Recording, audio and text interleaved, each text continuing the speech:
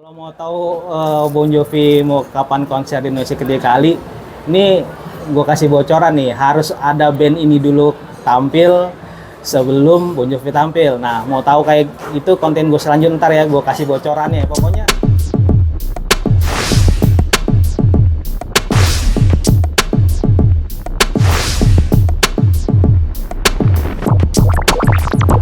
Halo guys, welcome back to my channel Bongki Bingki Production. Sebelum beberapa hari ini di video gue yang kemarin-kemarin gue udah membahas sebagian besar album Bon Jovi Forever ya, yang seperti kita ketahui sudah dirilis secara internasional pada tanggal 7 Juni 2024. Nah, kebetulan gue juga termaksud di dalam komunitas Bon Jovi Fans Club Indonesia. Jadi kita mengadakan acara pre-order. Jadi gini ya guys, di Indonesia itu rilisan fisik terutama CD itu dari Universal Music Indonesia itu sudah tidak bisa memproduksi CD ya. Mungkin ya seperti kita ketahui rilisan fisik untuk beberapa tahun ini memang sudah sepi peminatnya, kecuali ada vinyl, dan sekarang mulai lagi band-band itu memproduksi vinyl ya, itu pun juga secara pre-order, jadi harus dalam limit atau kuota tertentu. Nah, gua mesen ini PO ya, PO ini ada terbagi dalam dua negara ya. Satu dari Jepang dan satu lagi dari USA. Nah, USA itu dari bonjovi.com ya. Itu langsung dari websitenya Bon Jovi. Nah, untuk yang rilisan Jepang, di sini pun terdapat beberapa varian. Yang pre-order di komunitas Bon Jovi Fans Club Indonesia itu akan mendapatkan, nah ini ya, ini CD-nya dibagi dua nih, yang untuk edisi deluxe itu 2 CD ya, satu CD beberapa terdiri dari lagu yang umumnya itu di Jepang itu 14 lagu ya, bonus 2 lagu, dan di sini ada satu CD lagi berupa DVD Blu-ray itu terdapat dari beberapa bonus ya. Isinya sih mengenai komentar video yang dilakukan oleh Jon Bon Jovi sendiri. Jadi itu kalau teman-teman udah lihat ada di YouTube, Bon Jovi memang sudah mengupload. Jadi setiap lagu itu ada ceritanya ya. Udah itu ada making behind the scene. Jadi beruntung sekali kalau kalian yang mesen ini ya. Udah itu yang satu lagi, ini ada edisi reguler. Nah, untungnya yang edisi reguler ini, waduh, saya juga enak banget nih, dapat stiker ya, stiker dari tokonya. Kita pesen di Amazon Jepang ya. Ini stiker ukurannya kalau nggak salah sekitar 20 cm kali 20 cm ya, seperti ini nih ya. Oke, ini dari tokonya ya. Nah, kalau kita memesan di Bon Jovi Fans Club Indonesia itu banyak bonusnya nih guys. Nah, salah satunya ini dapat gantungan kunci tuh ya, gantungan kunci. Oke, setelah CD-nya dapat gantungan kunci, terus dapat stiker ya. Stikernya eksklusif ini, Bon Jovi 40 tahun berkarya ya, seperti ini ya. Oke, berarti bonusnya udah gantungan kunci, stiker. Nah, satu lagi ini adalah merupakan tote bag ya, tote bag ini. Oke, kita lihat nih tote bagnya seperti apa. Nah, ini tote bagnya eksklusif banget ya guys. Nih ya, tuh cakep kan. Nah, ini hanya tersedia pre-order di Bon Jovi Fans Club Indonesia. Jadi kalau kalian yang pengen ikut di komunitas Bon Jovi Fans Club Indonesia, bisa kalian informasinya nanti di bawah sini ya, ada di Facebook, ada di Instagram, Twitter pun juga ada ya, seperti ini ya. Tuh. Oke. Ini masing-masing nanti akan kami kirimkan kepada teman-teman yang sudah memesan pre-order melalui Bon Jovi Fans Club Indonesia. Nah, tinggal yang edisi dari Amerika. Nah, kalau edisi Amerika itu saya pribadi sudah memesan berupa vinyl ya, berupa vinyl yang ada instan foto, di mana instan foto itu berisikan foto selfie Jon Bon Jovi menurut di websitenya. Dan kalau itu juga saya memesan kaset. Nah, kaset saya ada di rumah, kebetulan saya nggak bawa. Mungkin yang edisi nanti selanjutnya saya akan tampilkan. Sudah itu juga ada CD yang tanda tangan Jon Bon Jovi sendiri ya. Ini kan lagi rame nih. Jadi ada beberapa YouTuber juga mengulas tentang ini ya, tanda tangan Jon Bon Jovi itu auto pen, jadi bukan tanda tangan asli ya. Cuman saya sih nggak percaya karena saya langsung beli di bonjovi.com. Oke. Kalau kalian sudah punya, nanti tolong komen lagu favorit kalian ya di kolom komentar. Kalau saya pribadi sih banyak banget nih.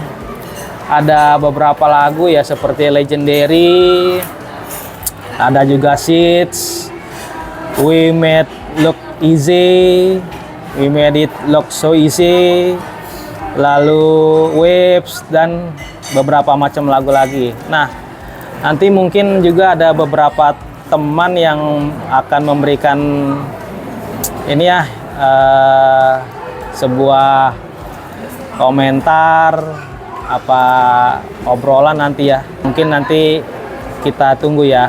Oke, sampai di sini dulu. Have a nice day. Bye bye. Oke guys, kembali lagi bersama saya John Papa Bongki. Nah, tadi kan saya udah cerita kita Bon Jovi Fans Club Indonesia udah melakukan pre-order. Nah, ini ada salah satu sahabat saya yang ikutan PO album terbaru Bon Jovi Forever. Oke, namanya siapa Mas? Hendra. Wih, Hendra. Ini kita sering komunikasi di Facebook. Cuman baru kali ini nih guys ketemu di sini. Nah, kebetulan nih gue mau tanya-tanya sama Bro Hendra nih. Gimana nih, kenapa lu mesti beli album ini, Bon Jovi Forever? Bisa ceritain nggak? Yang pertama karena emang kalau koleksi dari awal, album awal sampai terakhir itu punya. Iya. Nah, begitu ada info Bon Jovi keluarin album baru, ya wajib beli. Jadi itu alasan yang pertama. Alasan kedua, kayaknya untuk yang album Forever ini ada peningkatan secara musicianship dari album yang 2020. Jadi tetap wajib beli meskipun banyak orang skeptis, tapi ya sebagai hardcore-nya Bon Jovi tetap harus beli nih album gitu. Jadi begitu BJFCI nawarin pre-order ya ikut. Daripada beli sendiri yang pusing kan, mendingan ikut aja gitu. Banyak bonusnya lagi bro ya. Oke, bonus banyak nih. Terus bro, menurut lo musik Bon Jovi sekarang itu kayak gimana sih bro? Banyak orang bilang musiknya mengalami penurunan, tapi kalau gua enggak. Memang sesuai dengan karakter yang disesuaikan dengan perkembangan dan perubahan zaman. Dan sesuai dengan kondisi dan situasi yang dialami Jon selaku personal ya. Betul. Jadi umur bertambah pasti ada pengaruh juga di ability vokalnya, kemudian juga climate musiknya juga udah berubah. Kedewasaan juga pasti ada perubahan sikap dan mindset. Jadi menurut aku fine aja mau berubah musik apapun ya, secara musicianship-nya masih terbilang top notch gitu. Artinya dia menyesuaikan dengan perubahan zaman, dan kemampuan dia sebagai seorang musisi yang pastinya juga akan mengalami perubahan seiring bertambahnya usia. Jadi menurut aku nggak perlu membandingkan antara masa-masa awal dia di 80-an, 90-an dengan yang sekarang. Ya kita nikmati aja semua karyanya dia gitu sebagai seorang musisi gitu kan. Betul. Dan sebagai seorang musisi karya-karya dia itu sangat dihormatin gitu. Ya kan, artinya sekarang pun juga banyak anak-anak muda yang juga ikut tertarik untuk mengikuti perkembangan Bon Jovi dari awal sampai sekarang. Dan album yang sekarang, album Forever juga di beberapa negara udah udah menempati chart atas gitu. Ya. Jadi menurut saya ini sebuah penghormatan, apresiasi publik terhadap Bon Jovi gitu. Oke. Ini bro, yang selalu jadi perdebatan di fans Richie bukan Richie, maksudnya fans Die Hard-nya. Ini dari dulu perdebatan Richie lagi. Itu gimana sih bro impact-nya Richie itu di sebuah grup namanya Bon Jovi?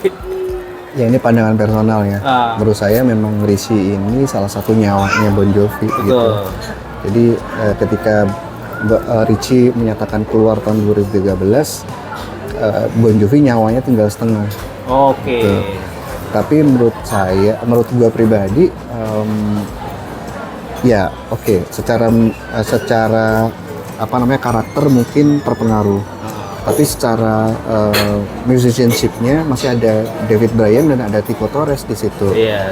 Dan ketambahan beberapa darah baru juga kayak Phil X. Jadi menurut gua sih nggak ada masalah ya. Sepanjang John masih ada di situ ya Bon Jovi masih tetap berkibar gitu. Masih ada Dave Bryan, masih ada Tico Torres. So maksudnya nggak ada hal yang patut dikhawatirkan di situ. Ini terakhir nih bro, yang lu harapin Bon Jovi itu terutama kan ini konsernya ya. Kira-kira lu masih ada harapan nggak Bon Jovi untuk konser ketiga kalinya di Indonesia? Masih ngarep tapi mungkin harapannya jangan di stadium lagi gitu. Mungkin bisa lebih intim gitu ya. Mengingat sebagian fans mungkin yang diehatnya Bon Jovi karena dia ngikutin dari awal sampai akhir, dia tahu persis perkembangannya seperti apa. Nah kalau fans FOMO itu kan dia cuman mungkin ngelihat hits-hitsnya doang. John waktu masih muda dan lain sebagainya, jadi dia ngarepnya lagu ini dong dibawa main gitu. Jadi ketika nggak sesuai ekspektasi, mereka kecewa gitu. Nah menurut gua sebagai fans yang ya lumayan dahat lah gitu, lumayan hardcore, meskipun nggak se-hardcore lu. Menurut gua lebih baik kalau diadainya itu kayak di venue yang lebih kecil gitu. Jadi yang datang ke situ pun juga yang memang appreciate bener, bukan cuma FOMO, bukan cuma sekedar ngerti hits-hitsnya dia yang slow rock gitu, tapi memang benar-benar bisa ngikutin dari awal sampai akhir dan memang bisa appreciate apa yang dilakukan oleh Bon Jovi sepanjang karirnya. Gitu. Jadi menurut gua sih ya bagus nih Bon Jovi bisa datang lagi ke Indonesia, tapi nggak usah yang stadium level lagi lah gitu. Gue nonton yang kedua kemarin juga sebenarnya banyak ya yang di sekeliling gue yang kecewa gitu, tapi menurut gue ya lu FOMO sih, lu nggak ngikutin Bon Jovi dari awal sampai akhir, cuman mungkin setelah These Days udahan gitu kan, atau mungkin fans baru yang baru masuk kayak It's My Life kesini gitu. Album keras ke atas ya. Tapi kan memang Bon Jovi dikenal sebagai band yang bawain lagu-lagu romantis ya, ballad romantis gitu. Jadi mereka berharap yang dinyanyiin ya Always, ini itulah yang hits gitu. Tapi apresiasinya dari awal sampai akhir itu hanya sebatas dari lagu-lagu hitsnya doang gitu loh. Nah menurut gue dengan kondisi John yang sekarang ya mendingan yang intimate aja gitu loh. Kayak konser di venue yang lebih kecil gitu ya. Mungkin ya 500 orang, 1000 orang gitu, terus bisa dialog gitu. Mungkin ada beberapa lagu yang bawain secara akustik. Menurut gue itu ada semacam interaksi antara fans dengan dengan setuju, idolanya setuju, gitu. iya. Jadi nggak hanya sekedar mengharapkan John membawakan lagu-lagu yang ngehits, tapi kita bisa mengapresiasi mungkin ceritanya John dari awal, kemudian bagaimana dia bekerja keras, bisa jadi sampai sekarang. Menurut gue sih itu lebih meaningful untuk sekarang ya gitu, untuk sekarang dengan usia yang juga semakin bertambah, kan kita nggak bisa mengharapkan John nyanyi Living on a Prayer dengan kondisi seperti yang dulu dia awal-awal rilis Slippery When Wet gitu. Iya. Jadi ya udah, kita nikmatin aja ya. Apalagi gue yang memang besar dari kecil hidup dengan lagu-lagu Bon Jovi. Gue inget dulu gue beli kaset kompilasi itu yang pertama. Kompilasi pertama itu Bon Jovi. Crossroad ya? Bukan Crossroads, sebelumnya. Sebelum non-license. Oh, non-license ya. Iya, sebelum lisensi. Itu gue masih SD. Jadi ada kaset yang lagu-lagu hitsnya Bon Jovi dari albumnya 7.800 Fahrenheit sampai Slippery When Wet. Itu dirangkum di situ semua. Nah, itu pertama kaset kompilasi artis yang gue punya gitu, Bon Jovi. Dan itu membekas gitu loh. Artinya emang gue hidup dari Bon Jovi dari sejak kecil. Iya. Dan ketika udah bisa beli kaset, udah bisa beli CD sendiri, ya gue lengkapin semua. Makanya nggak bisa gue disebut fan FOMO yang hanya mengharapkan, oh kamu harus nyanyiin lagu hitsnya dulu dong gitu. Ya nggak bisa juga. Oke, thank you bro. Nih, kalau mau tahu Bon Jovi mau kapan konser di Indonesia kedua kali, ini gue kasih bocoran nih, harus ada band ini dulu tampil sebelum Bon Jovi tampil. Nah, mau tahu kayak gitu konten gue selanjutnya ntar ya, gue kasih bocorannya. Pokoknya Bon Jovi itu 3 kali konser di Indonesia, harus band ini yang harus konser. Makanya nanti tunggu konten gue selanjutnya. Oke, thank you banget nih bro atas percakapan singkatnya. Semoga sukses selalu. Sama-sama. Jangan lupa nanti didengerin. Pasti mungkin ya. ada lagu favoritnya dari album Bon Jovi Forever? Gue lupa judulnya. Apa The Waves, apa Living Proof? Bukan Living Proof, yang Legendary. Satu lagi yang sama yang di Ed Sheeran. Living in Paradise. Living in Paradise. Oh, iya. Favoritnya Living in Paradise. Nah, sama Ed Sheeran nulis lagunya. Iya. Oke, terima kasih ke ini salah satu yang PO teman kita nih, PO album Bon Jovi Forever. Mudah-mudahan teman-teman bisa mendengarkan juga di rumah ya. Oke, sampai di sini dulu perjumpaan kita. Nanti akan kita sambung lagi untuk komentar teman-teman yang sudah PO selanjutnya. Oke, have a nice day. Bye-bye.